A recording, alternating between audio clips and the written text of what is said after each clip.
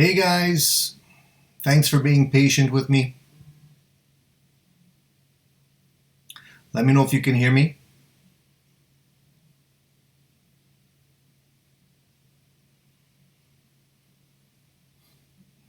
Can you guys hear me all right?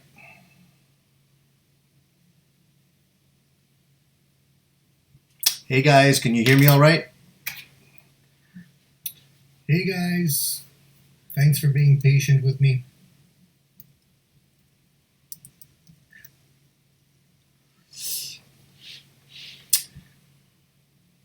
Thanks for being patient, guys. The software is sometimes a little buggy and it causes problems, you know.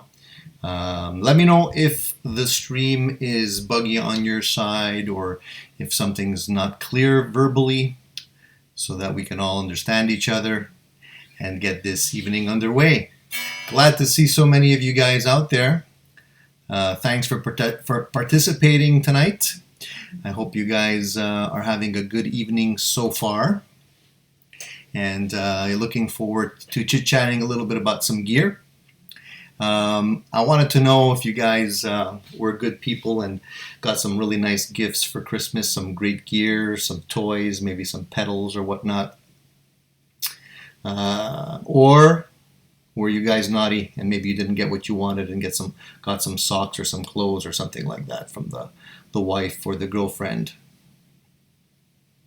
I've been a good boy, and I got some toys as well, but nothing crazy. I was quite how can I say this? I didn't go bananas with my purchases, especially for gear. I did get a couple of things just because my birthday was in October, and I kind of postponed some of the purchases till later on.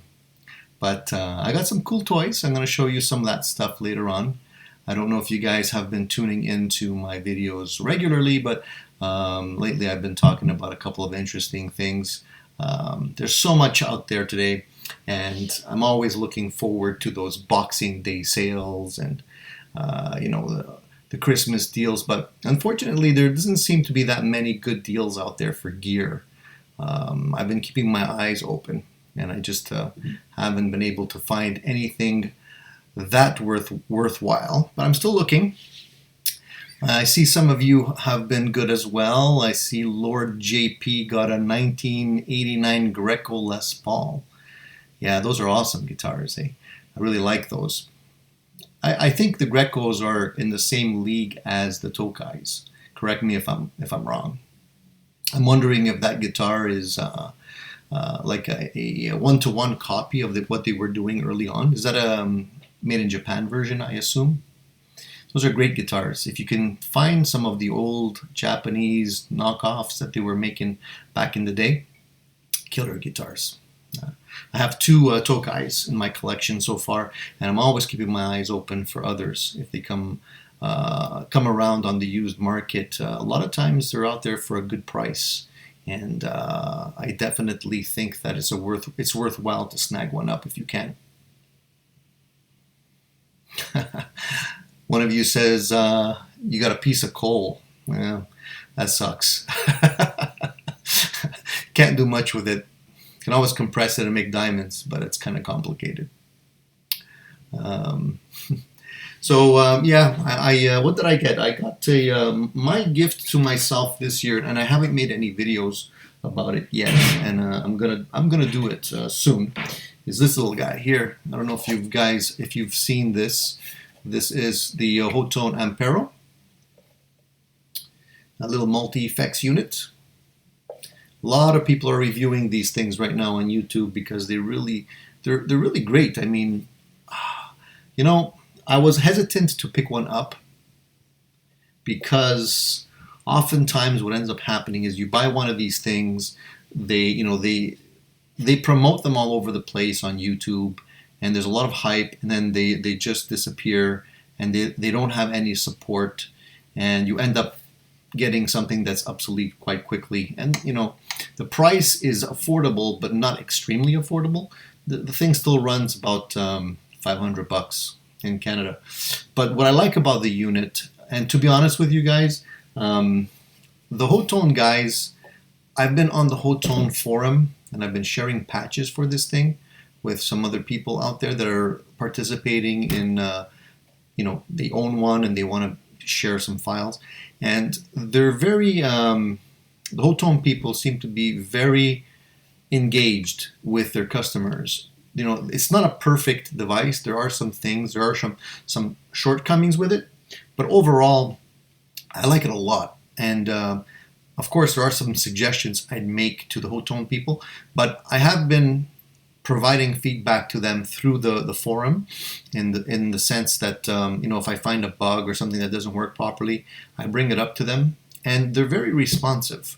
And they've already come out with a couple of patches for the unit, and it looks like they're going to continue to do so. So that in itself is something that I'm really, really glad about, because nobody wants to spend a lot of money on a unit and then end up with a brick, But I like the multi-effects unit for studio recording, just because it's so convenient. You can play anytime. You have a whole bunch of sounds at your fingertips. The challenge with these things is getting a good sound live, because in the past I've had multi-effects units, quite a few actually, and that's the biggest challenge, is actually getting them to sound the way they should in a live situation. They sound great when you're using headphones and when you're playing in your studio, but when you're in a live situation, the EQ is totally different. The way you sit in the mix is totally different. So you really have to putz around with it quite a bit and get that sound.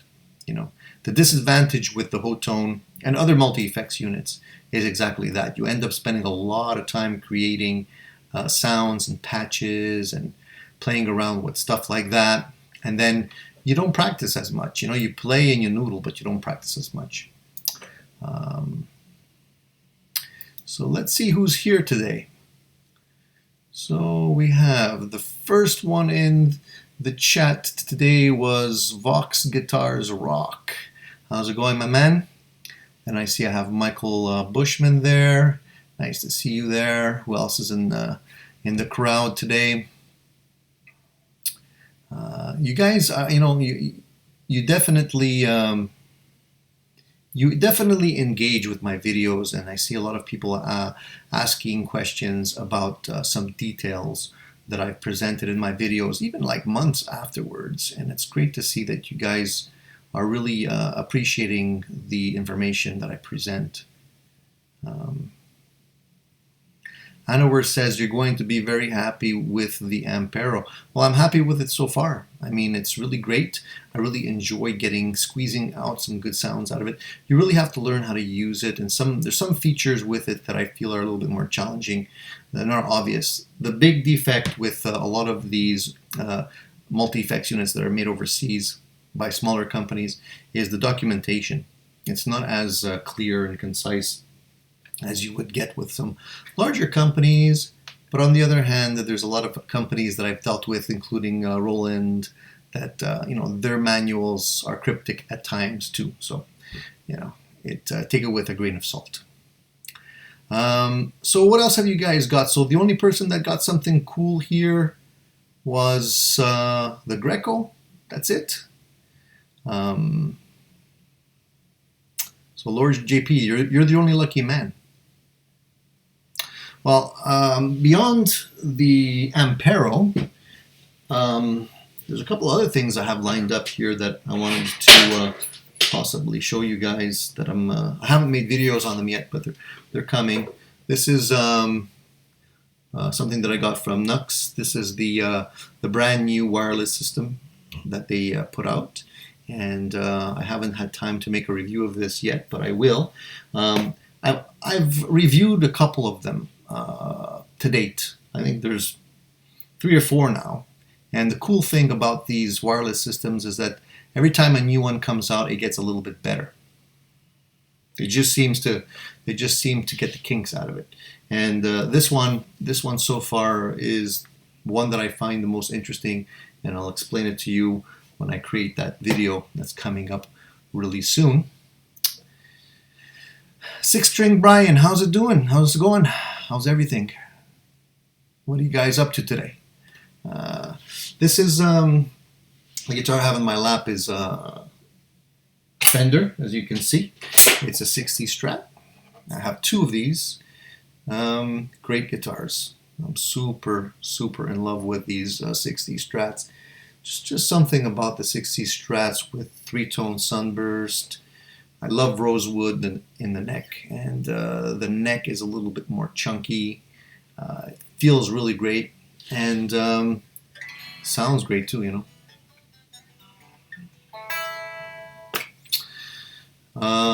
The guitars that I like to play most of the time will vary. You know, like I start off with Strats. For the longest time, I played Strats. My first guitar was a cheap Strat knockoff. It was an Ibanez, but it had like the 3 single coils. I think it was a Roadstar 2. I still remember it was totally black hardware, rosewood neck, black body. It was like totally black. Everything on the guitar was black. That was my first guitar, and ever since then, I always I kind of gravitated towards Strats for some reason. I think maybe I don't know why. You know, like the people I was watching when I was young, the people that I emulated, they didn't all play Strats. So I'm wondering why I actually gravitated towards Strats. But I still like Strats today. But then later on, I ended up liking Telecasters a lot more. And today I would say that I played Telecasters more than I do Strats, just because they're more raunchy. They have a bit more bite. In the live situation, they definitely stand out. You can really cut through the mix with a Telecaster. For the longest time, I thought a Telecaster was like a country guitar. And you know, when you're a teenager, you want to play something cool. So I shunned the Telecasters for a long time. But after a while, I smartened up, and I basically started to explore the Telecaster sounds. Now I have quite a few in my collection. I don't know if you can see them. They're back there on the rack. I have 3 on the rack right now that I alternate between. There's a couple more, but I just love them. I think they're great guitars. So Michael says he bought himself an Epi Les Paul Special to mod. I want a P90 and humbuckers in there. Thoughts? Yeah, you know what? I've been eyeing some guitars to do exactly the same thing as you. I actually was considering picking up a Harley Benton Les Paul knockoff. And the reason I wanted to pick one up is because they have some models with P90s. And I thought it would be cool to have something like that, maybe a gold top with P90s in it. But to be honest with you, I've never owned a guitar with P90s in it before, and I don't really know which of the pickups would actually do a great job. So I couldn't give you any advice, but I think that experimenting with P90s is great because they're great pickups. You know, they really have a nice bite to them, and they really sound great. You can do a lot with P90s. So eventually I'll probably end up getting one. I was debating whether or not to get a Les Paul style guitar with P90s in it, or maybe get like a Gibson Junior with P90s in it, something like that. What six-string Brian asks, what Les Pauls do you own? I have 2 Gibson Les Pauls right now. I have 2 Tokais, and I have a Bacchus, and I think that's it. The Bacchus is in the rack right now. I could show it to you if you want.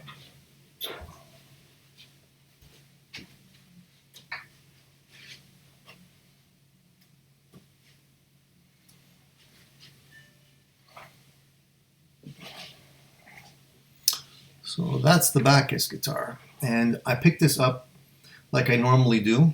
I usually buy most of my guitars used just because I'm frugal.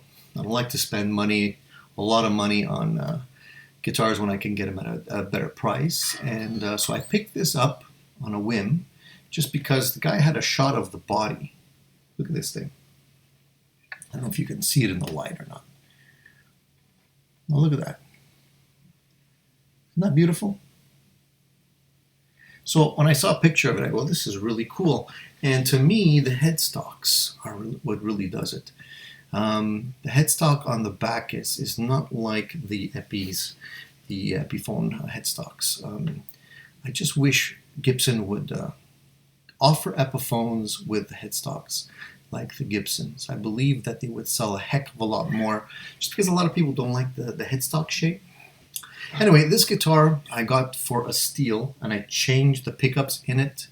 And I have, in this guitar, I have a set of Pariah pickups. I did a video on this, and amazing. This just sounds so good.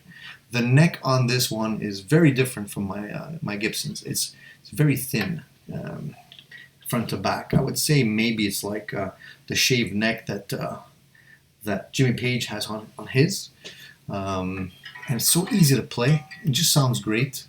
And it's not expensive. So I snagged it and I said, you know what? Why not? Slap a couple of good pickups in there. Change some of the electronics if you need to.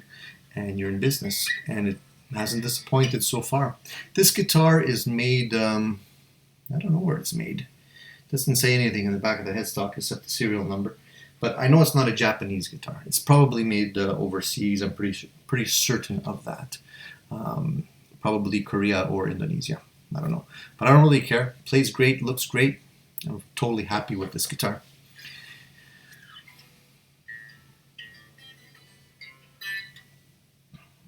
Well, Lord JP, if you haven't ever played a guitar with P90s in them, you definitely should do that first. I would say P90s sound a little bit more like beefed up single coils. If you like the sound that you get out of a Telecaster, you probably will like the sound that you're getting from the P90s. Peter C, how's it going? Any advice for older dudes picking up the guitar later in life? I'm 45 and been playing for a little over a year.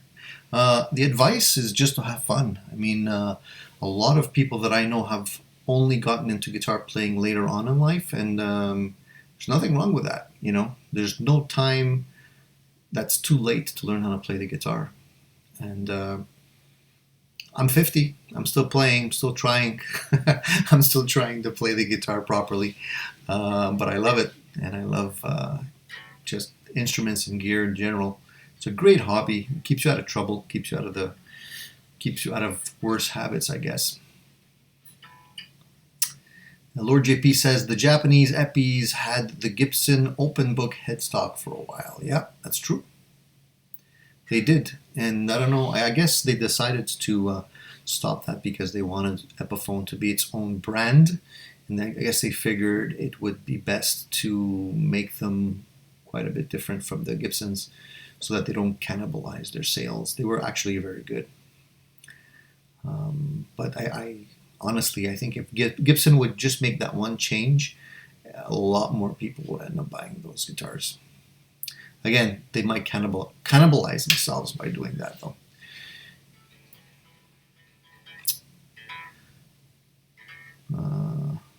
Yeah, a lot of people don't like the Epiphone headstocks. I don't know. I guess it's just time for them to kind of roll with the times.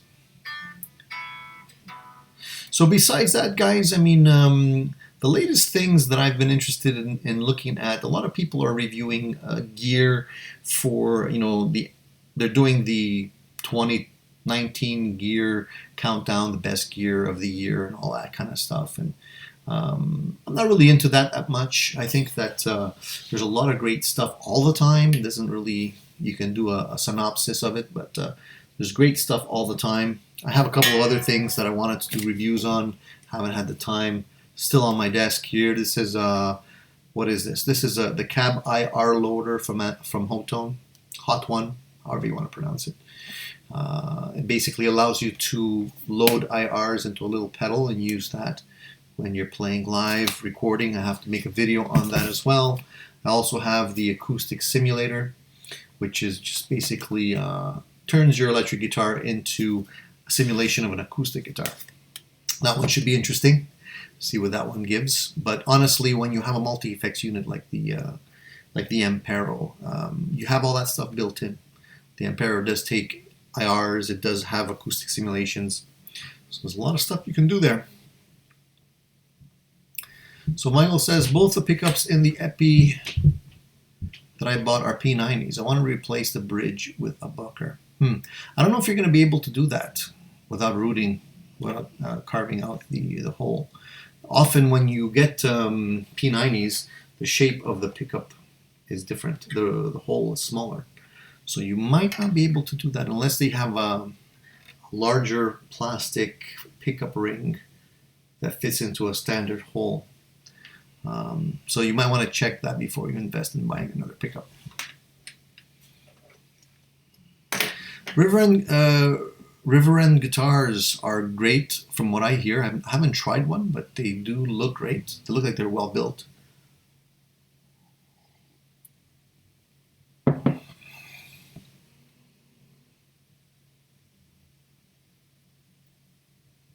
The Squiers. Lord JP. Squiers. Squier guitars are actually very good. I think they're knocking them out of the park. They're really, really doing a great job with them. Lately, I've been really impressed. I actually bought two. I think, do I have them in my rack? Yeah, they're both in my rack. I'll show you them. Let me put this down. I was already impressed with the Squier Classic 5 series. I had a couple of Telecasters from them. They really were great. The only thing I didn't like was the sticky finish, the thick poly finish on the back of the necks. If they would avoid putting that stuff, like putting so much poly on the back of the neck, they would really have some great guitars. But lately, never mind the dog, she's asleep here. If you hear snoring, it's just my dog. I don't want to wake her up. Okay, so lately I've been grabbing these guys up. And these are Squiers. These are the contemporary Squiers. The reason why I've been snagging them up is because they have humbuckers in them. And, you know, a lot of companies now are coming up with the humbuckers. I had a Charvel, which is basically a Strat with humbuckers in it, right? It's a Strat with a Floyd. And I wasn't bonding with the Floyd. I've tried the Floyd a couple of times, and it just didn't feel right. I tried it with a Music Man. I had a Wolfgang, and I had the Charvel. And I keep trying the Floyds, but they're just more hassle than it's worth. I don't go crazy with the tremolo bar. So for me to have a Floyd on my guitars, it's just more hassle. And it's, when I saw this, I decided I had to grab it. And I actually grabbed two of them just because, I don't know, I like the colors. The cool thing about these guitars is that they're solidly built. If you like Strats, if you like Super Strats, if you like humbuckers, you can do it all with this, because underneath the the pick guard, the cavity routing will allow you to do humbuckers, single coils, whatever you want. So you can actually just change the pick guard and have a typical Strat if you want, have, you know, HSS configuration. If you want a Super Strat, you can do that too. Having the two knobs, it's fine. You can go with a 3-knob system if you want, but it's a great platform. And the neck on these things are fantastic. They're really comfortable. You know what? You can easily mod the heck out of these guitars and make them sound fantastic. I've already swapped out the pickups on them just because I like to experiment with different types of humbuckers. The neck on these guitars, okay, they don't spend a lot of time on the necks. And when you buy these guitars, the back of the neck is a little bit like underfinished. It's just like very raw wood feeling.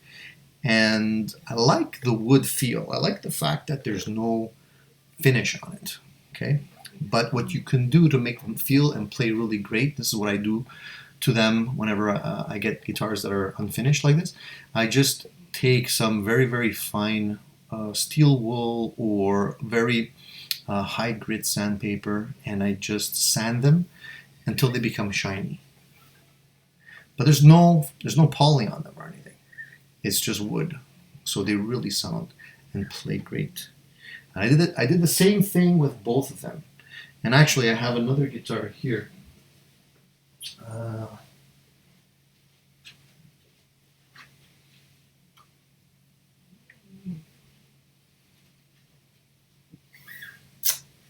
This one is a road-worn Telecaster. You can see, road-worn. And it originally came with a humbucker in the neck position. And I'm not crazy about Telecasters with humbuckers in the neck. So I actually took off the pickguard on it and I put in a regular pickguard for a one single coil instead of a humbucker. Great guitar. Now if you look at the back of the neck, you'll see that the finish is pretty much used off, and that's what I like. I like that feeling. When the guitars have thick poly, they become very sticky, and you know, it's not as nice to feel when you're playing. My favorite thing is raw wood and maybe with a little bit of wax. You can just finish it with a little wax and they're great. And every once in a while just give them a buff and they're good to go. Let me put this back.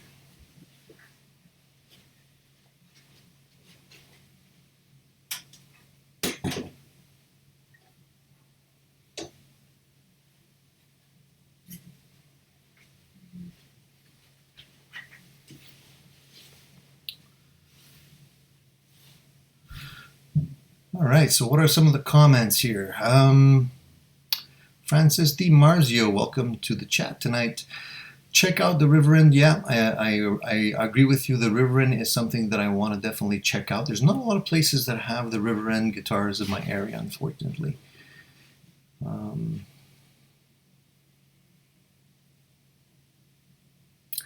Peter C. wants to know if there's any advice on setting up a PC versus Mac for a beginner home studio. I'm going to say that I'm pretty biased when it comes to computers. I used to be a PC guy when I was younger, and but ever since, I'd say over 10 or 12 years, I've been using Macs, and you know what they say, once you go Mac, you never go back. It's true when it comes to any kind of multimedia. They just do it a lot better, and it's a lot more streamlined. And best of all, when you're recording with a Mac, there's no noise from the fan. It's completely silent. And that was something that was my biggest concern when I was trying to record with PCs. I was always getting fan noises, and it was a real pain. So I'd say go Mac if you can. Software is pretty affordable. Computer's more expensive, but you know what? It tends to hold its value a little longer. So you can always sell it after a couple of years and you can still get some of that money back. As long as you upgrade with Mac devices, you're okay. The worst thing you could do with a Mac is to keep it till it's obsolete. That's when you're losing all your money. The best thing is to keep upgrading after 2 or 3 years so you lose the least amount of money and you always have the latest and greatest, if you can.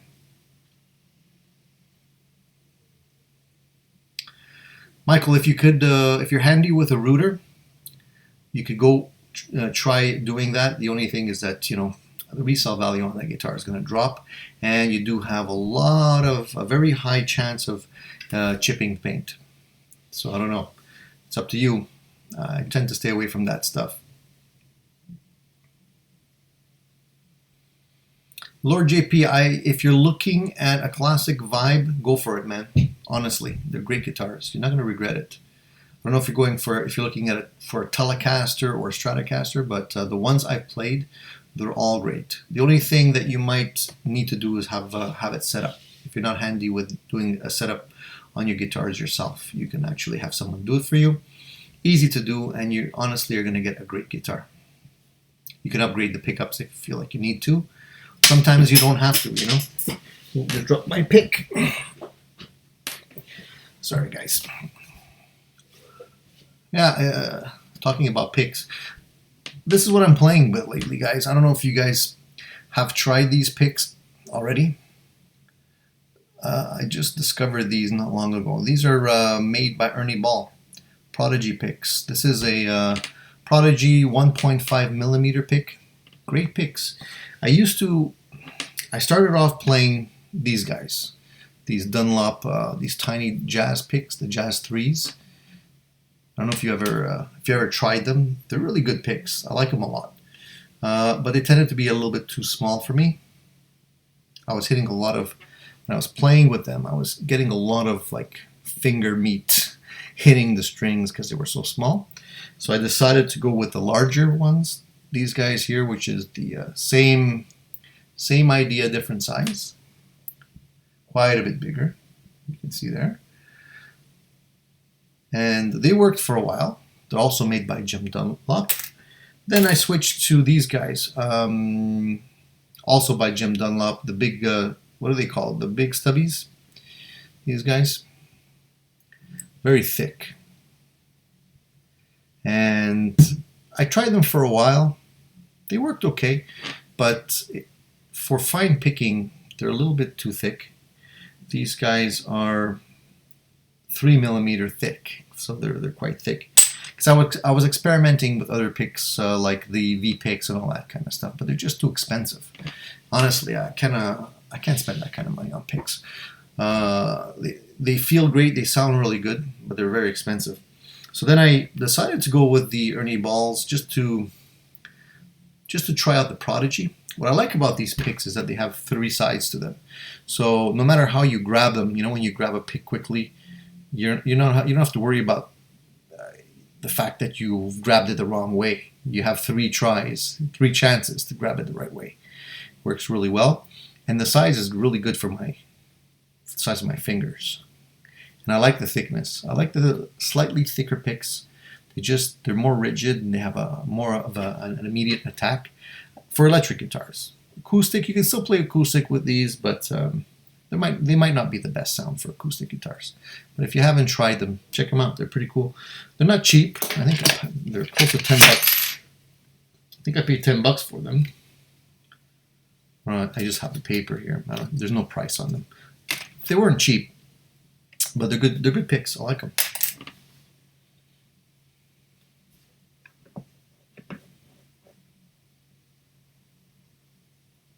You want to hear my dog snore? I think you could definitely hear her snore if I keep quiet. She has her moments. Anyways, you'll hear her. Don't worry.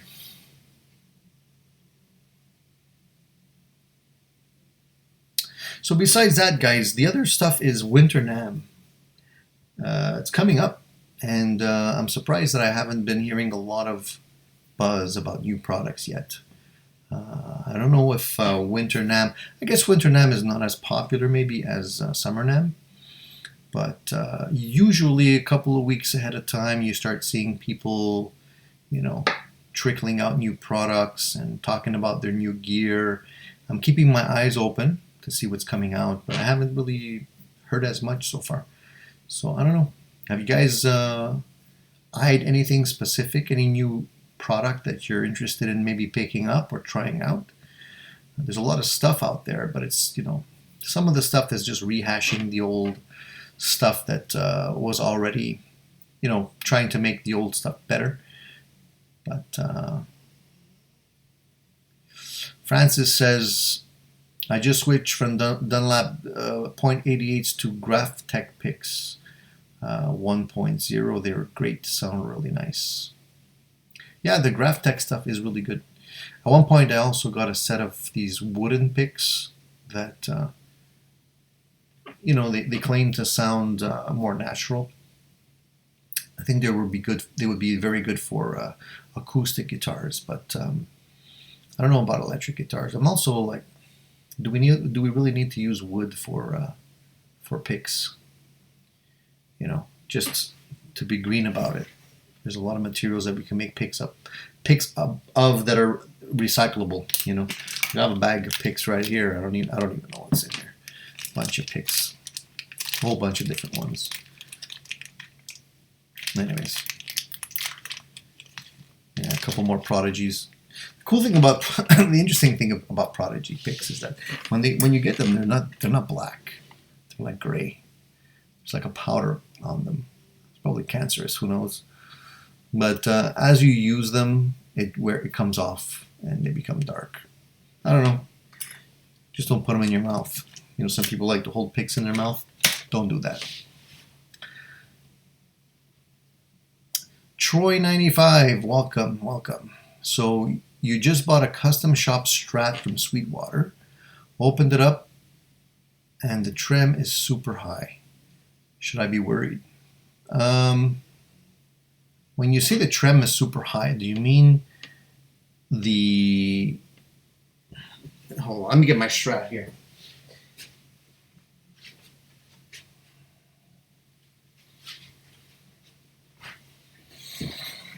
When you say the trem is super high, are you talking about the trem is not sitting on the body and is lifted up? Or are you referring to the saddles that are super high? Because that's like two different problems, two different scenarios. So let me know which one it is and I can give you some advice. Generally, you know, guitars can all be adjusted. I wouldn't worry about it. But definitely, if it's super high, then it's not playing properly. And you're probably not getting as much enjoyment out of it. Just wondering which one it is. You know what? Custom shop Strats, like a tongue twister. Custom shop Strats, say that 5 times fast, are great guitars. I've tried a couple of them and they do feel different. I just can't justify the price. I don't know how much you paid. I don't know if you want to share with us how much you paid. But honestly, with a little bit of work, you can get the same type of feel from other types of guitars, other Strats, even the, dare I say it, even the road-worn Strats. You just need to set them up properly. And it doesn't take much. I mean, not to piss on your custom shop. I'm sure it's great, and I'd love to have one. But it's just like the prices are getting so out of whack, and it's the same amount of wood that goes into the guitar. It's the same amount of work that goes into the guitar. I mean, it's not like they do it different. There's no elves. It's just that after the fact, once the guitar is built, they do spend some additional time making sure it's set up properly, which is fantastic. I think all guitar companies should be doing that. But it's just the amount of extra cash you gotta dish out. Holy mackerel. If I had unlimited budgets, I'd love to have one. But there's certain things that I just, it's hard for me to swallow.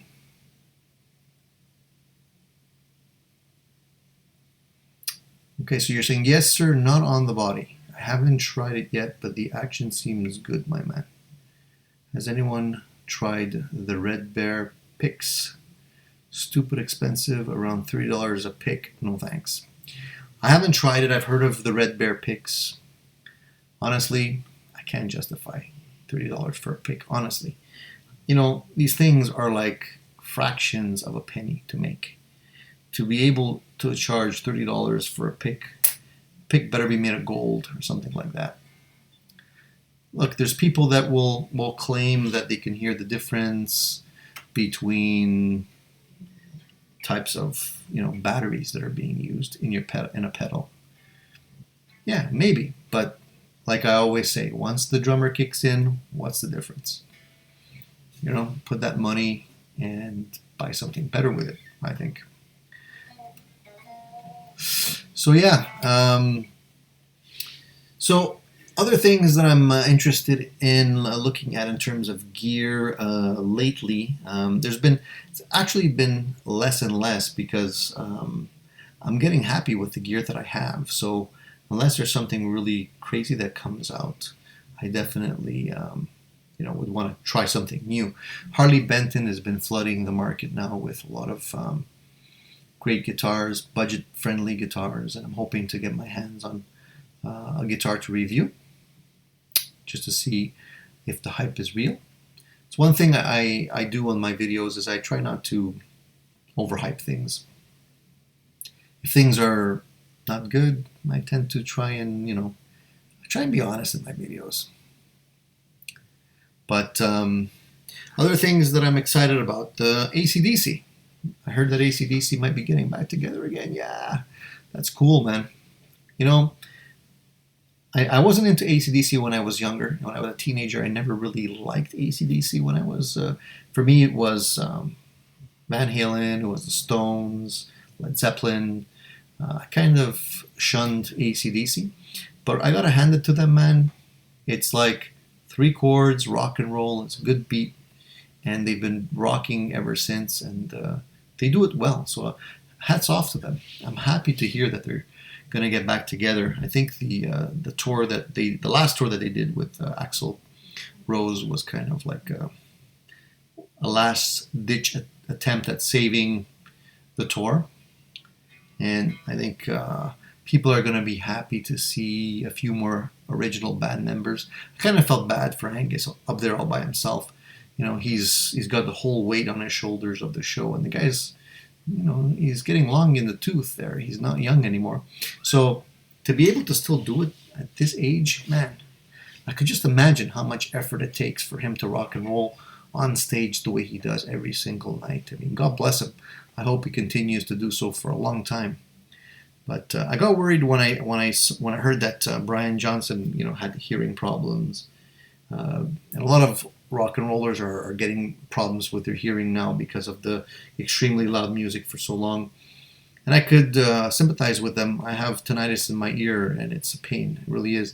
I could just imagine when it's you know, more extreme and nonstop like that. I mean, you really want to take care of your hearing. The last thing you want to do is go in front of a wall of Marshalls and blow out your eardrums forever.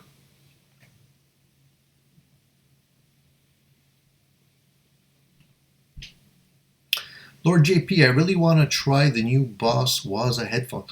Yeah, I heard about those. I haven't seen them, but I've heard about them. A friend of mine was telling me about them. Yeah, they could be cool. You know, it's like walking around the house with an amp around your head. Sure, I guess for practicing would be cool. You don't bother anybody. I think a lot of the products that are coming out nowadays are coming out specifically for the home guitarist, the guys. I mean, let's face it, guys, we don't need 100-watt amps anymore. You can do it all with multi-effects units, with, you know, things that you can play at home at a relatively quiet volume. And I think that's where the market is going. There's a lot of companies that are just scaling down the amplifiers and, you know, making it more manageable. I had, you know, amplifiers. I still have an amplifier. There's one right there. It's the Friedman Dirty Shirley. It's a beautiful amplifier. I'll never get rid of it. It's the Marshall that I was dreaming about. It's right there. And I've had Marshalls before. I had a couple of them. Great amplifiers, but you have to play them so darn loud that it doesn't make it practical at all. They sound great when they're cranked, but you can't play them that loud.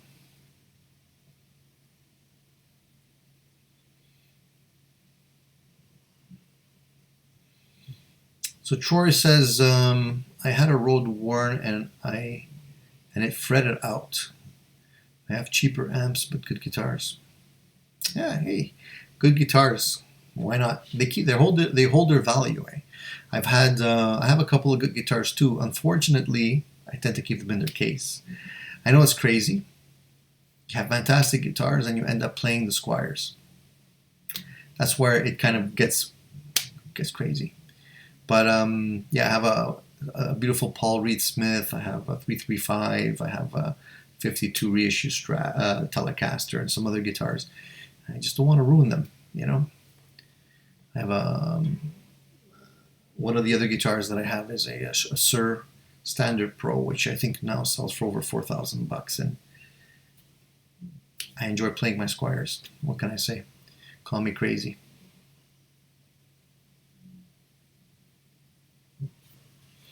Peter C, now we just need Rush to get together again. That would make me so happy. You know, I definitely would love to hear that they're getting back together, but it did seem that Neil Peart was, you know, he was done.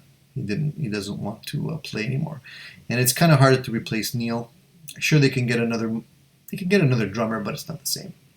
I think that 90% of the people that are in the audience at Rush concerts are drummers. So I don't know. I don't know if that's going to happen. We'll see.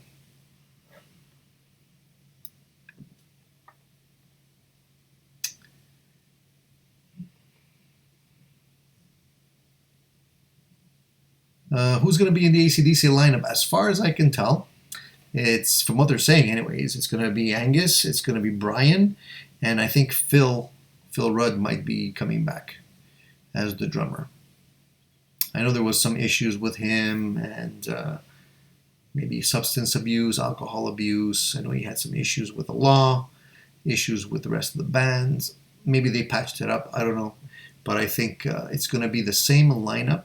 And I think the rumor is that rhythm guitar is going to be, I don't know if it's going to be Angus's nephew or something like that, but it's somebody related to the family that I've heard rumors of. We'll see. Should be cool.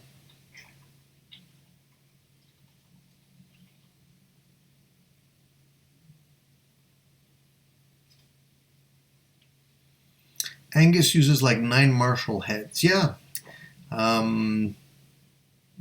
Yeah. He's known for that Marshall sound. At one point, I know he was using Wizard amps, which are, if I'm not mistaken, they're made here in Canada. And the reason for that probably is because the good old Marshalls are harder and harder to find, and they're less and less reliable as they get older. So a lot of these artists will go for that Marshall sound, but just made from a more recent company like Friedman or Wizard or some other companies out there. Just as good. So that's good news. AC/DC getting back together again. I think that would be great if they can go around the world one more time. And apparently they're also making new music. I think they have some music that's been recorded already before Angus's brother passed away. So I think they're going to be using that material and I guess making a tribute album, probably a tribute to him, which would be great. The other crazy thing that I heard recently, and this was back in October, was that Kurt Cobain sold his custom Mustang for like, I think it was $340,000. It's crazy. Think about it. Paying that kind of money. Somebody must really like Nirvana. I mean, it's a piece of history, yes, but wow. I was amazed when when David Gilmour was selling his collection. That's something different. Like, if you buy the David Gilmour Black Strat, if it sells for like $1 million or $1.5 million or whatever, but it's it's part of history. Pink Floyd, that's the guitar that played on Dark Side of the Moon and all these great albums, and the impact that Pink Floyd had on music and just record sales in general was crazy. It's phenomenal. So, but what do you do with a guitar like that? You hang it on the wall, you put it in the safe, put it under the bed. What do you do with that? It's crazy. I'm sure it's going to go up in value. If I had to buy one guitar though, and I had the money, very simple. Jimmy Page, number 1. Get that guitar. That's the guitar. Holy Grail, man. That guitar is going to sell for a fortune. I don't know if he's ever going to sell it, but if ever that guitar goes up for auction, get ready. It's going to sell for a lot of money. Better start saving my money.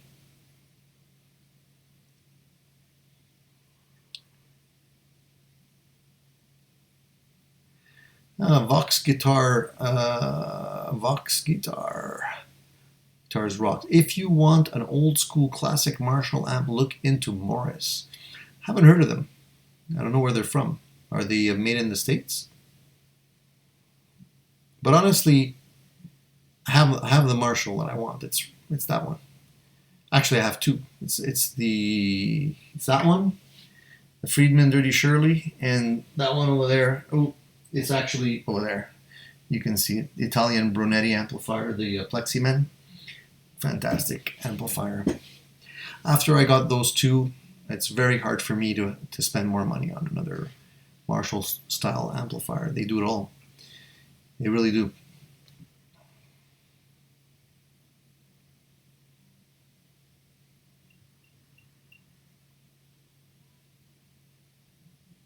Wasn't Blackstar amp started from former Marshall employees? Yeah, that's what I understand.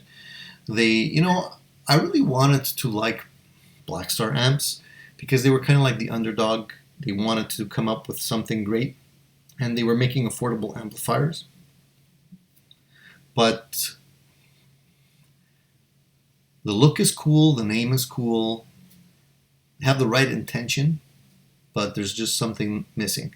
And lately they've been going into the amps that they've been making with the what do you call it? Like transistor effects built in and stuff. I don't do that, honestly. It's like when you start getting into stuff like that, it's like if you're gonna make an amp, make an amplifier, make it sound good, and people will like it. But if you want effects, I have pedals for that. I have multi-effects for that. Don't put it into my amplifier. It makes the amplifier become obsolete so fast. It's like then it cheapens what you're trying to do, in my opinion. If you have a good amplifier, you have a good classic amplifier. You keep it forever. It's not going to go out of date if it, it's not going to, you don't have to worry about it not being compatible with certain software or with the USB ports have changed size or become obsolete. You have an old Fender amplifier, it sounds great. You have an old Marshall amplifier, it sounds great. They're never gonna, they hold their value. People enjoy them for what they are. They're trying to be, I find that a lot of companies now, especially amplifier companies, are trying to do too much. They're really trying to throw in a whole bunch of bells and whistles, and they're forgetting about the most important thing, which is the sound. They're trying to blur your vision with all kinds of features and stuff. And I think they should just focus on the sound. Just my opinion. What do I know? How are we on time? It's 10 o'clock, guys. Wow, it's been over an hour already. We're going to go a little bit longer because I was a little delayed. And then at least an hour. Francis Di Marzio, another fellow Montrealer and another fellow Italian, I guess. Yeah, if AC/DC comes to Montreal, I'd love to go too. As if the tickets are not like $4,000,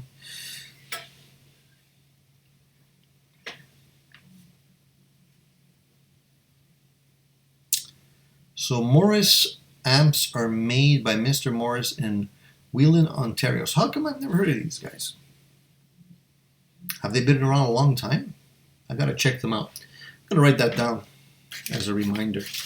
Morris amps. Is that any particular model that I should check out? Or are they all pretty much Marshall clones? The thing that I find about people that are making like boutique Marshall clones is that often they're asking for more money than an original Marshall.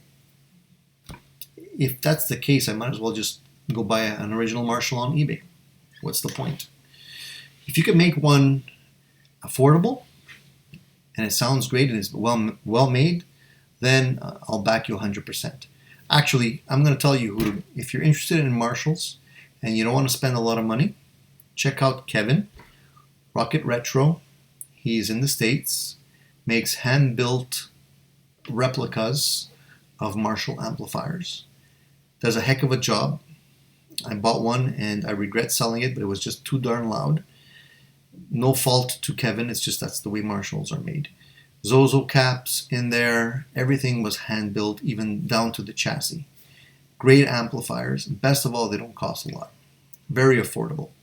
And you're not going to find a better built amp for that kind of price anywhere.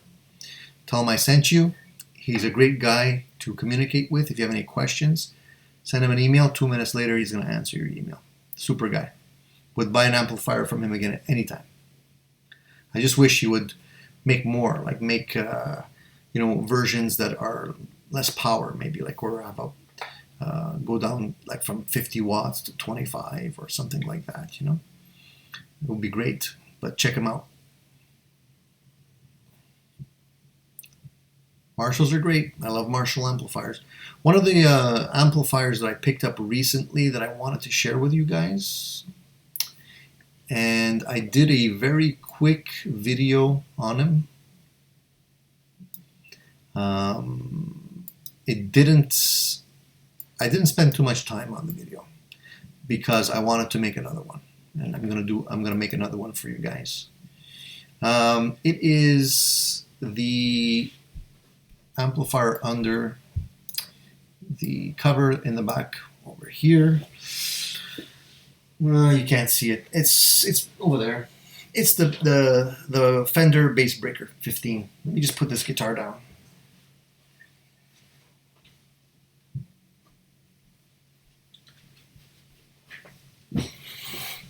Fender Bassbreakers.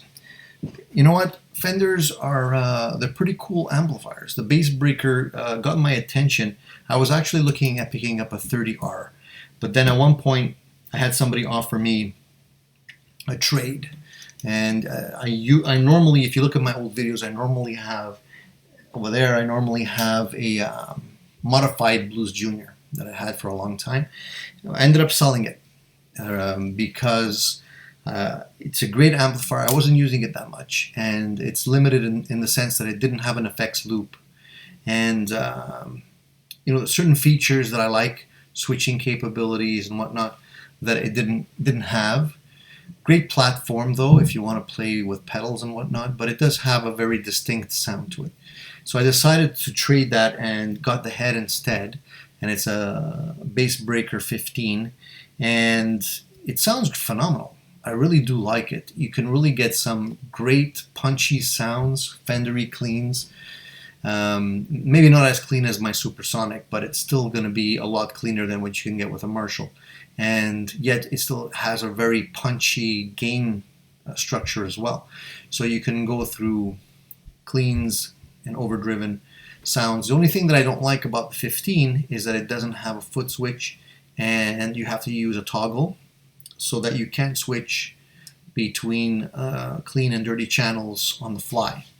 That's why I was intending to get the 30, but I haven't seen them used yet.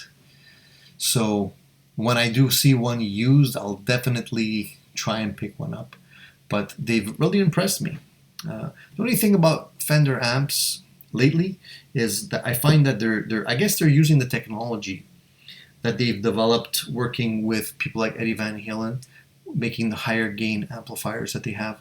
Because now the regular amplifiers are kind of getting a little bit gainier, so that I guess that technology is trickling into their new line, which is cool. But they're still hissy. Something about the way they're designing their gain stages and their amplifiers, you hear hiss. So the noise floor on those amplifiers is quite noticeable. So if that bothers you, you might want to look at a different type of amplifier. But I'm going to make another video on that. You can check out the video I made. There's a little playing sample, not much, but I didn't go over the whole specs on the amplifier, but I'll do that eventually. Vox Guitars Rock.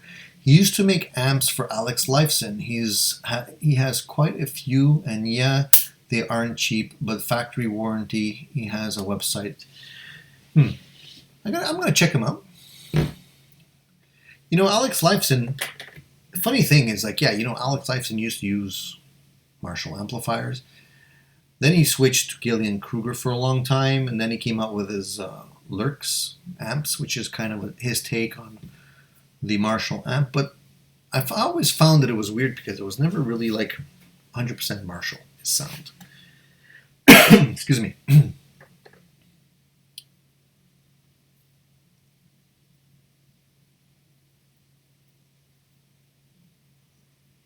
What's my take on inexpensive condenser mics versus SM58s for recording vocals?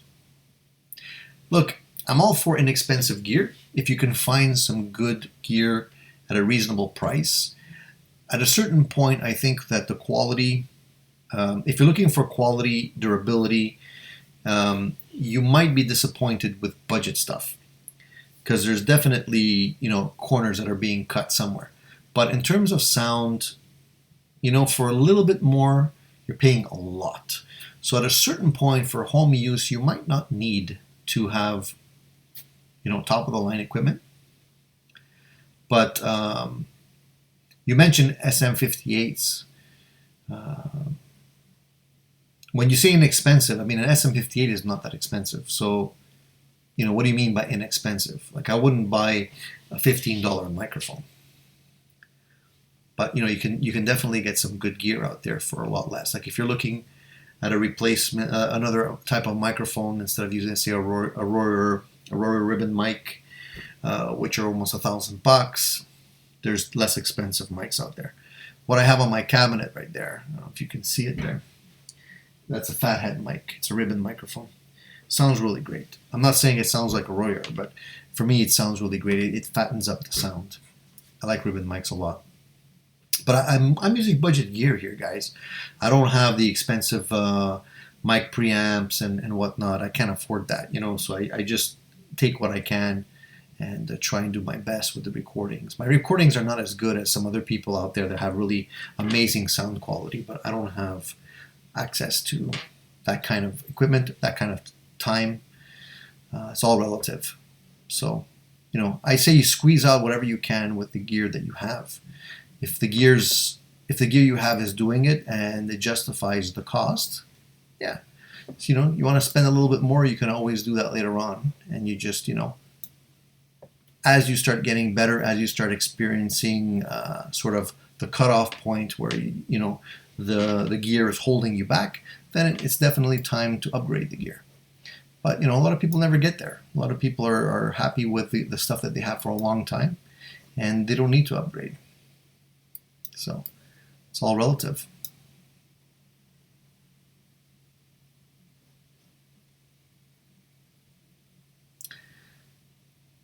Vox guitars rock. I like my Epi Valve Junior, but the on-off switch crapped out on me yesterday. Yeah, that's a pain. It doesn't sound like it's going to be that expensive to fix, so I'm sure you'll be able to either get it fixed or maybe look into something else.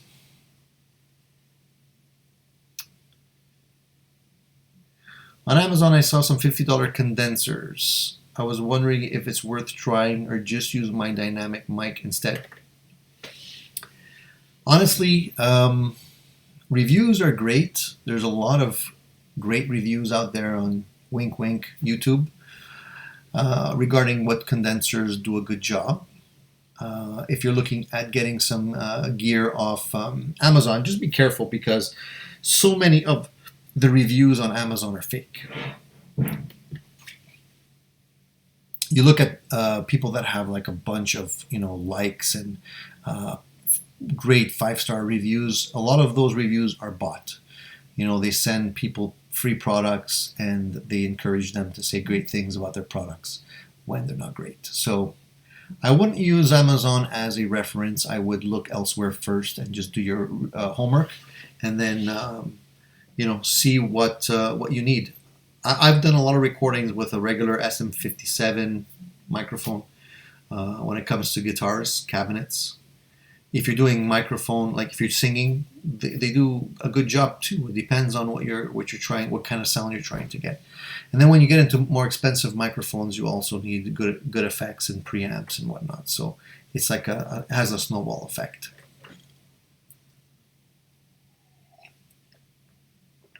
Well, one of the stories that I wanted to talk about very briefly, and it kind of upset me when I heard this. Apparently, somebody stole some of Randy Rhoads' gear. Believe it or not, after all this time, Ozzy Osbourne, bless his heart, is offering a $25,000 reward for anybody that will return the stolen gear. And from what I understand, I think what was stolen was Randy Rhoads' first ever electric guitar. There was a PV amplifier that he used when he was playing with Quiet Riot, and I think there was a Marshall prototype that was maybe being built by him for him by Marshall that got stolen. And the sad part of the story is that he got stolen from a school that his mom had set up, um, for people that wanted to learn how to play. And somebody took off with the gear. So that's a real, like, come on, who does that? But I'm glad Ozzy stepped up and is offering a reward for the gear. Imagine having Randy Rhoads' first ever guitar. That's that's bad karma, guys. Whoever did that, you gotta give it back. Bad karma. Troy 95. What happened to Egnator? Friedman next. Yeah, Egnator. I used to have an Egnator amp. It was a good amp. Egnator to me was, from what I understand, Bruce Egnator likes to build amplifiers, but I guess he doesn't like to be in the hassle of the business.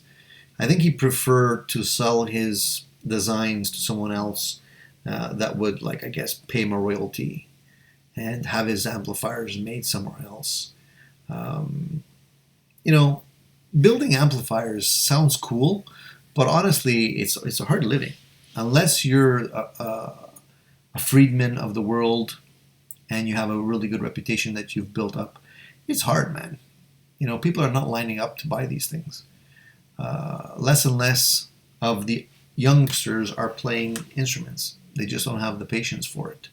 Unfortunately, technology has kind of killed that. Everything is spur of the moment. What's interesting today is not interesting tomorrow.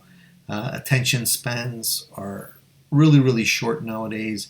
And kids are not interested in spending time on things that are difficult, unfortunately. So, a lot of amplifier companies, guitar companies, music stores are suffering. And you can see it. I mean, and the fact that the instruments are more and more expensive every day, it doesn't help. So I think used guitar shops are doing well. But if you're trying to break into the business and you're trying to get people to buy your amplifiers, you have to sell a lot of amplifiers. But he did make some very good amps. I like this stuff. I don't know. Maybe he'll come back with something and he'll surprise us. I know that it took him a long time to make any kind of updates on his website, and there's a couple of builders that I can think of that are living the same thing. 65 amps. Remember them? They were quite interesting. They were offering boutique amplifiers, and they had a nice selection of amps. They weren't cheap, but I don't think they're doing well. I don't think they're doing well at all. I don't even know if they still exist. The last I heard, they were sharing a facility where they were building their amps with another company. So I don't know. But they used to have a lot of presence online, and eventually they stopped. So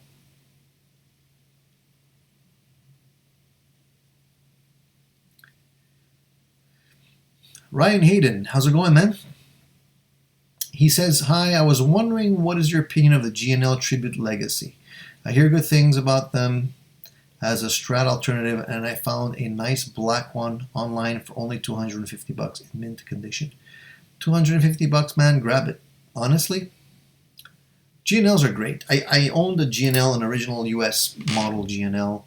A long time ago, I paid, I think, $1,900 for it at the time.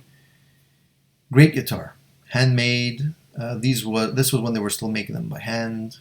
USA model, fantastic guitar. Played really well.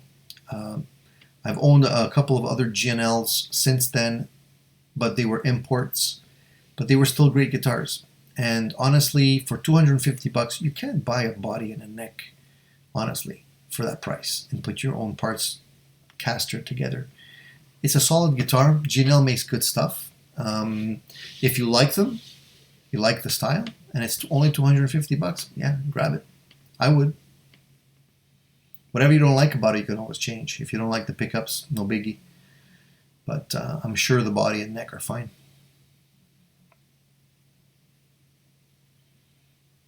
Cecile, yeah, attention deficit society, exactly. You know what? And I find that affects me too.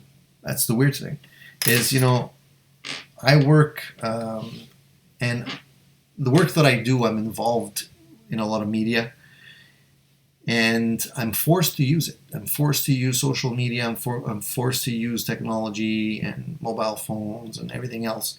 And it's a big interruption in your life. Unless you turn off, you unplug, you're constantly reachable. You're constantly able to get distracted by a text or a message or a ping or something. And it is frustrating because it does eat away at your attention. And I have a feeling that although technology is here to stay, I think people are going to wisen up, and I think there's going to be a movement to kind of unplug. And if you're working for a company and, for example, you're reachable anytime, day or night, Saturday, Sunday, before work, after work, you're basically working all the time. So, you have to at one point say enough is enough. It's easy to go overboard.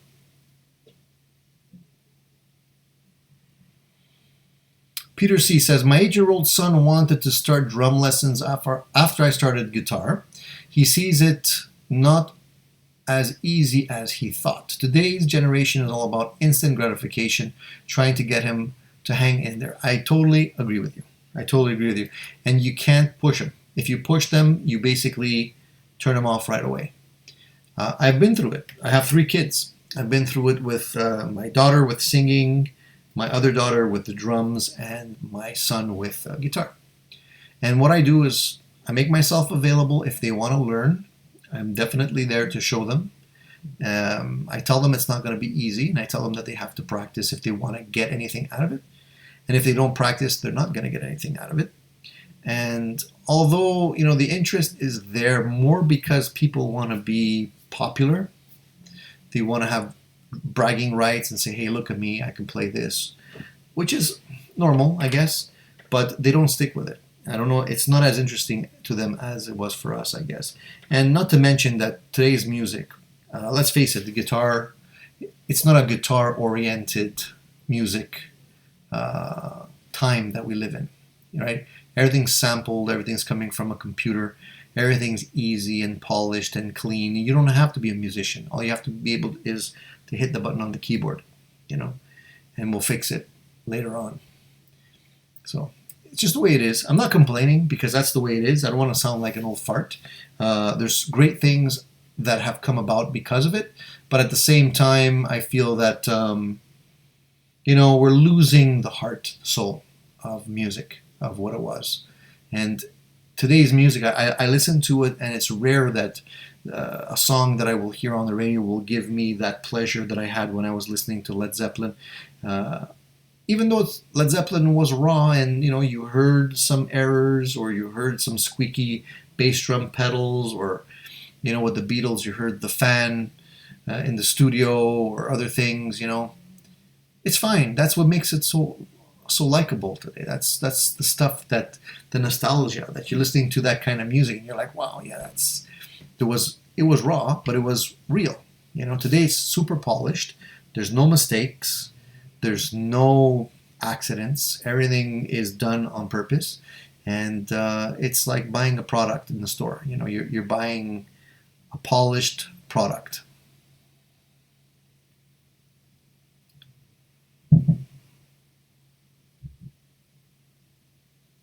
Glenn, he has a Eggenetter Rebel 20.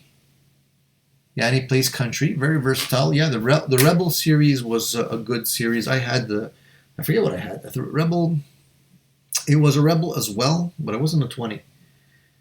It was the 2-channel one that I had. The 2-channel one with the independent knobs that you can switch between EL34s and 6L6s. Was a great amplifier. I liked it a lot.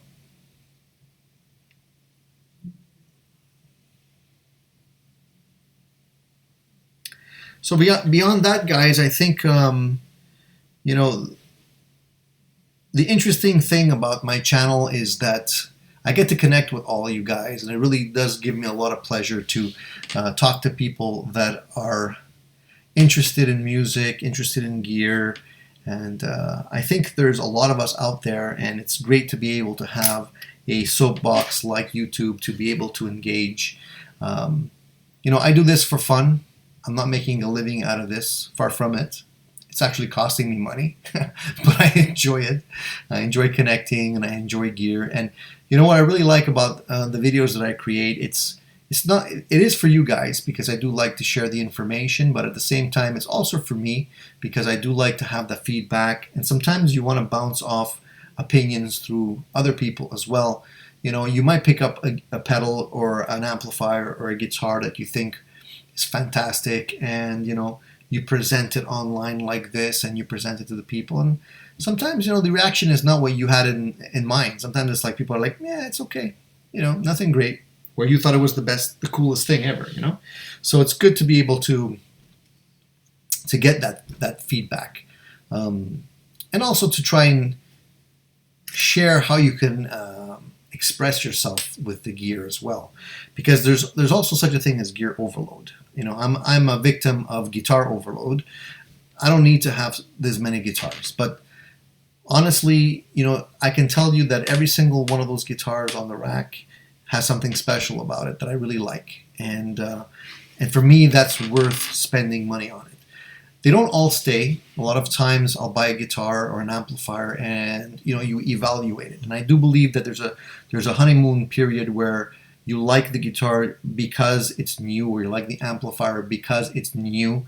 And but then after a couple of weeks, given the opportunity to play it in a live situation with a couple of different guitars, and giving yourself time to get acclimated, your ears to get acclimated to it, you actually understand better the limitations of the gear, the limitations of the guitar or the amplifier, and whether or not it's worth keeping. It took me a long time to discover that I didn't like certain gear. A perfect example, Mesa Boogie, whatever. They make fantastic amplifiers. And I've been bitten more than once. I've been bitten more than twice, 4, 5, 6 times. The original amplifier I bought from them was the Mark III. Great amplifier, way too much power, way too complicated to use, and I could never get a smooth sound out of it. So I've kept it. I kept it for a while. I knew it was a great amplifier, but I ended up selling it. No choice. It wasn't giving me what I needed. So I sold that one. After that one, I upgraded to another Mesa Boogie amplifier, Mesa Boogie. I ended up getting a stiletto, which was even worse. The stiletto was super spiky, looked great, but it was like not a good amplifier at all. So I think I sold that amplifier after a week. Sold that one. Ended up getting, after that one, I ended up getting the Electrodyne. And it's actually one of the very few amplifiers that I bought new. Why? Because it was brand new. It was the simplest Mesa amplifier they had at the time that reminded me of a Marshall. One channel, it had like boosted gain, like it had regular gain, low, high gain, a fantastic reverb. Thing weighed a ton. It was like carrying like a bunch of bricks every time I would go to a gig. It was built like a tank. Like I could seriously throw this thing down the stairs a couple of times and nothing would happen to it. Great amplifier. The only thing about that amplifier was that I was never able to get that Marshall sizzle from it. It was very bass heavy, I guess because, the rectiverbs,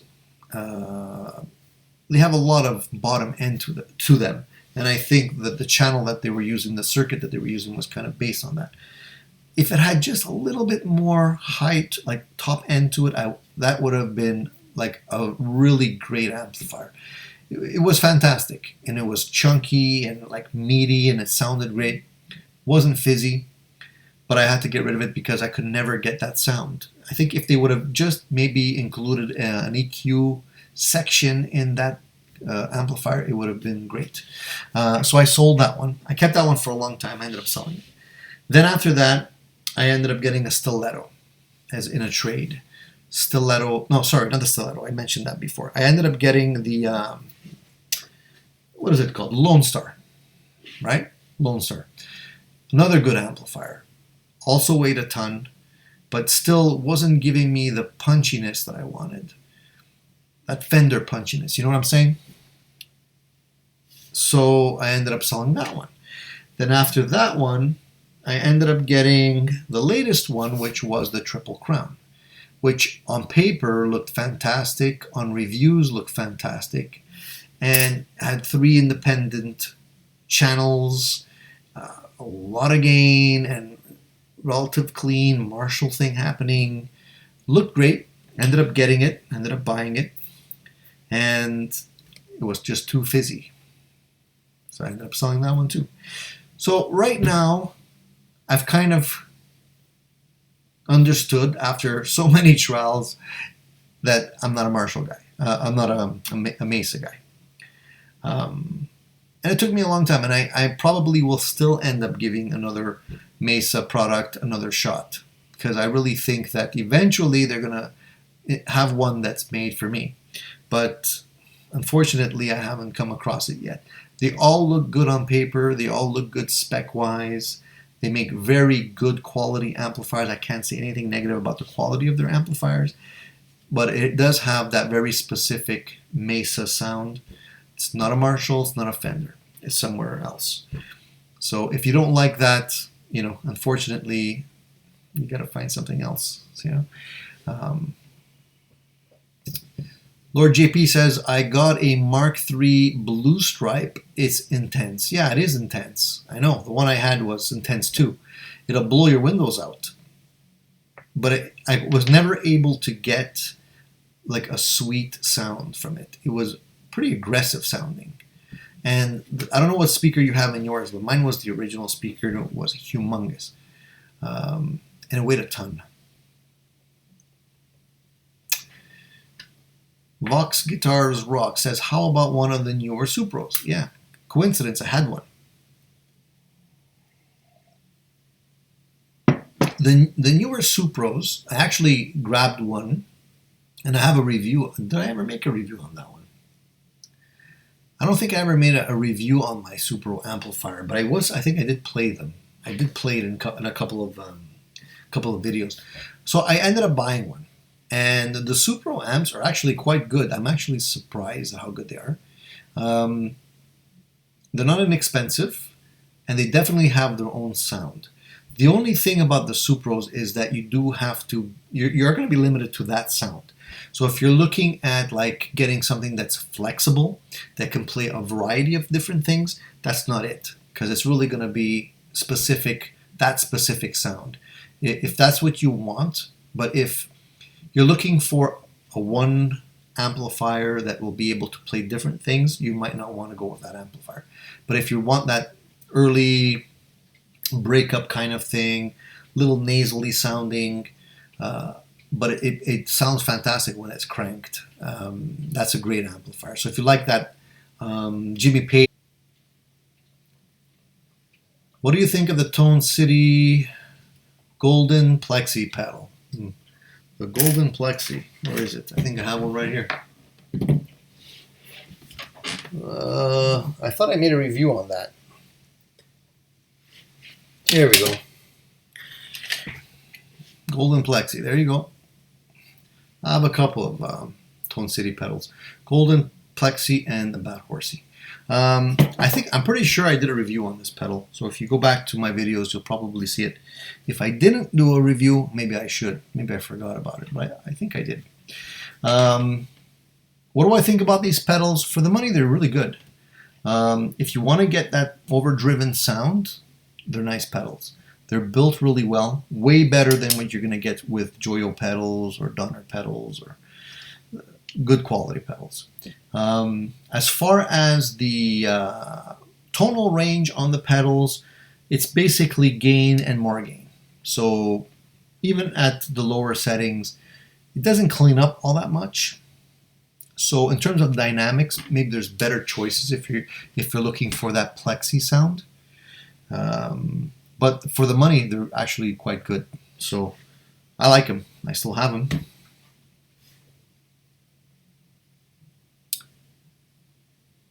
Hey Glenn Winburn. He says, "Have you tried a Rivera?" I haven't. I never owned a Rivera. I did play one, and I wanted to like him, but the one that I tried didn't. It seemed like it wasn't well-rounded. For lack of a better description, it wanted to be a great amplifier, but it was like it just. I don't know. It just didn't do it for me. I don't know which Rivera you're talking about, but the one I tried just didn't. I tried it and I just started looking at other stuff. I didn't really spend too much time with it.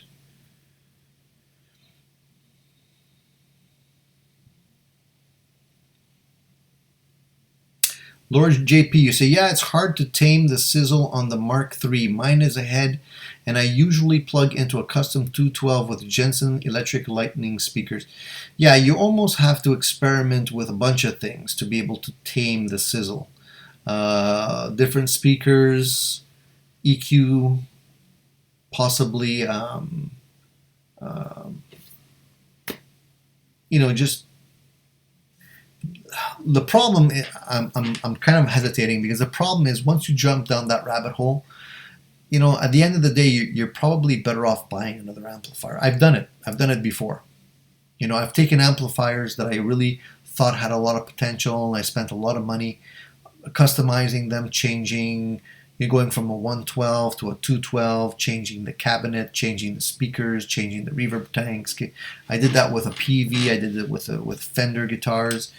And at a certain point, you say to yourself, you know what, if I have to go through that trouble, I might as well just save up and buy myself a better amplifier. It's a hard truth. Sometimes you don't want to hear it because you like those amplifiers. You really think that they do have some really great features to them. But then you have to cut your losses. And then when you put in that kind of money, you never recuperate it. It's hard to sell it afterwards.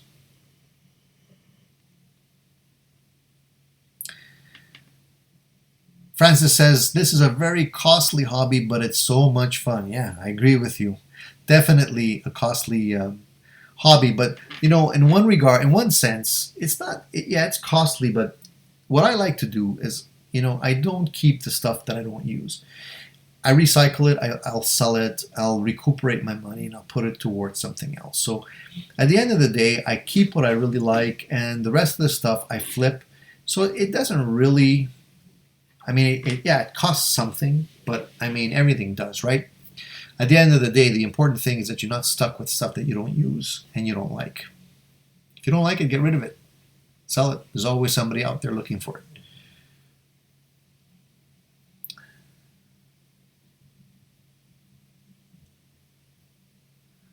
Lord JP says, totally agree. Mine is in a cupboard and I use digital modelers now. Yeah. You know what? If you're playing at home, modelers are great. They have a built-in tuner. They have built-in IRs for cabinet emulations. This little guy that I have here, this little device, honestly, if I would go down the list and tell you how many amplifiers and effects are in this guy, you would be amazed. You would never be able to get even close to the amount of sounds you're getting with this thing with a pedal board. And it would be way, way more expensive. Sure, you might be able to get better quality sounds.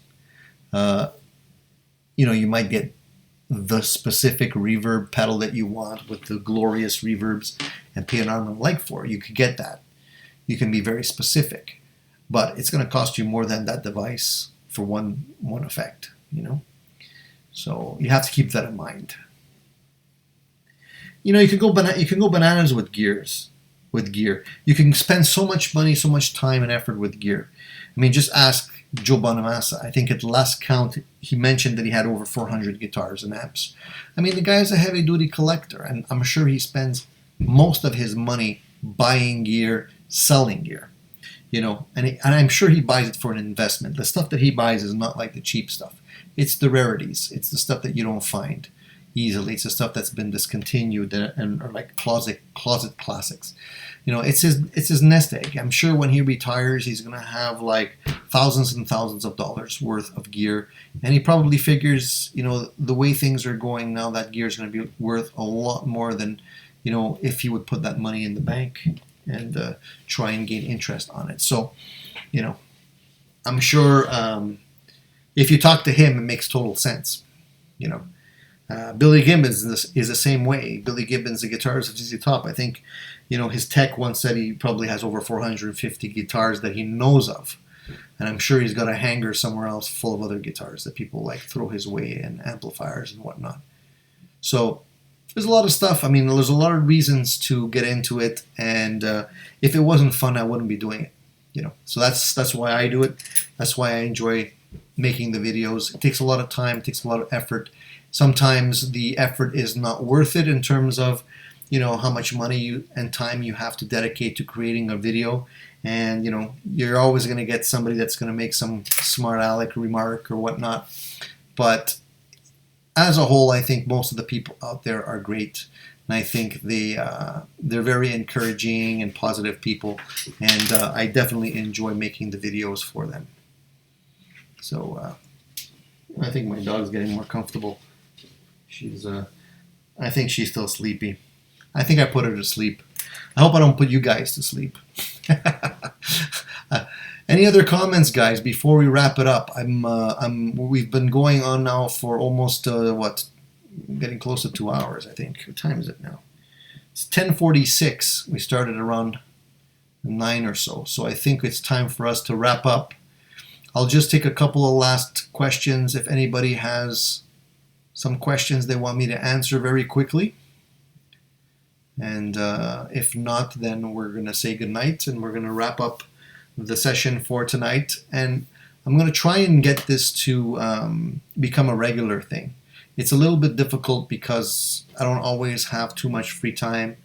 But if I can get this this thing going at least once a week, I'd be very happy to have you guys tune in regularly. And now that I can get my hands around working the software properly, I think it will be a cool thing if we can do this over and over again. In the meantime, you know what to do. If you ever need any opinion on gear or you have any questions, you can always reach me on my channel. You can leave the questions there for me. I'm happy to answer your questions. I try and answer them whenever I can. If I don't get to them, I will eventually. So you can definitely reach out to me that way. I appreciate the support, guys. Thank you very much, Alex. Thank you very much, Peter. I really appreciate your support for the channel and the work that I put out there. And I'm glad you guys appreciate it and you enjoy the videos. There's going to be a lot of other stuff coming your way, guys. Like I mentioned, there's a couple of cool things I have lined up. They're still in boxes. I haven't had the time, but I'm slowly getting around to doing it for you guys.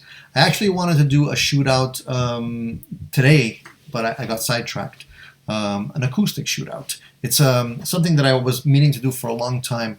In the past, I've done sort of double-blind shootouts between PRS guitars, semi-hollow body guitars, and I wanted to do the same thing with an inexpensive acoustic and an expensive acoustic, and just to see whether or not you can hear the difference and if it makes sense to spend the extra money on a more expensive acoustic guitar. So I thought that would be a fun thing to do for you guys.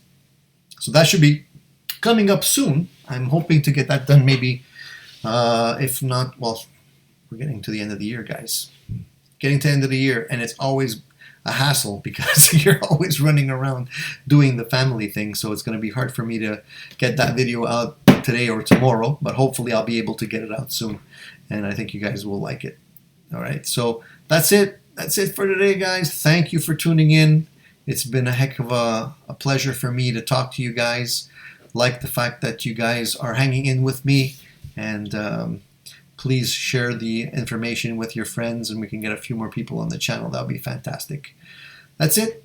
So thank you once again, like I always say, guys, stay tuned, keep rocking. There's going to be more great videos coming your way, and I appreciate it. All right? Have a good evening. Talk to you soon, guys.